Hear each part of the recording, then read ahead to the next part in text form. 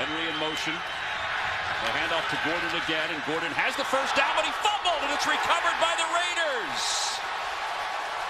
Carl Joseph recovers the fumble. He's got an interception today, and he's got a fumble recovery. 2 weeks in a row, critical moments. Melvin Gordon, big fumble last week in the fourth quarter. And I believe that was Stacy McGee who came in there and raked the ball out.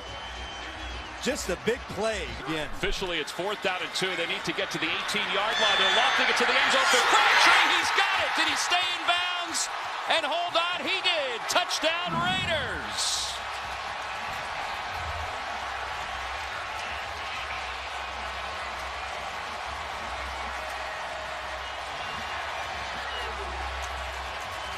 It's officially a 20-yard touchdown pass from Derek Carr to Michael Crabtree, his 5th touchdown reception of the year, set up by the fumble from Melvin Gordon.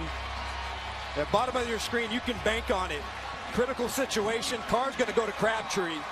Beautiful throw, beautiful catch for two players who had zero chemistry early in the game. That grab couldn't have been any better or more clutch. Well, you saw the hands of Crabtree. Now every scoring play is